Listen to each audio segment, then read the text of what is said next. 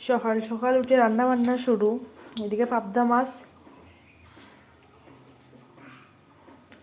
মাছটা খুব বড় বড় সাইজের।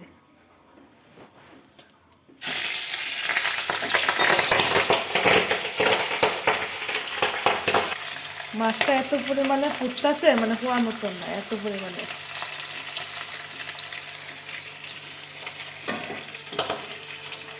শস্য দেওয়া রাখছি। এদিকে দেখো ছোটো মাছ কাটিয়ে রাখা হয়েছে, ছোটো মাছ দিয়ে রান্না হয়েছে। ছোটো মাছ দিয়ে দেখো, ছোটো মাছ দিয়ে দেখো এমরার বোল দিয়া, মানে এমরার যে ফুলটি আছে না, ওই ফুলটি দিয়ে ছোটো মাছ দিয়ে রান্না করা হয়েছে। এদিকে পাবদা মাছ দিয়ে শস্য বাটা দিয়ে করা হইব। সব কিছু মশলা দিছি, একটু লঙ্কা গুঁড়া দেবো। এই যে ছোটো মাছটি ভাজা করা হইব।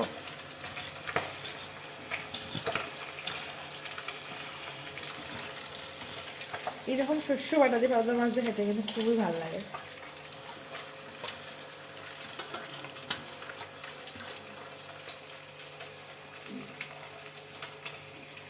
আর ছেলের লেগে মাছ ভাজতে, ছেলের লেগে।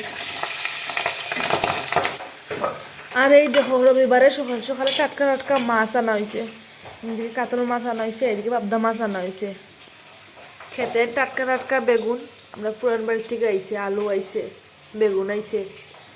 টাটকা টাটকা সবজি খাওয়া আলাদাই টেস্ট কিন্তু। আর এদিকে দেখো ডালিয়া, মুসুরি ডাইল আর সয়াবিন ভিজিয়ে রাখা হয়েছে। খিচুড়ি করা বইরা, ডালিয়ার খিচুড়ি। এদিকে ছোটো মাছের মাথা, ছোটো মাছের মাথা খার ভাজা খাইতে ভালো লাগে কেন? আমার তো ছোটো মাছের ভাজা, মানে মাথার যে ভাজাটা খাইতে খুব ভালো লাগে। আমার মাছ ভাজা হয়ে গেছে। এত একটা কড়া করে ভাজতাম না, যেহেতু ছেলে খাইব, বেশি কড়া করে ভাজলে খাওয়া যায় না। একটু কালি জিরা সম্বাস দিয়া পাবদা মাছটা রান্না করবো।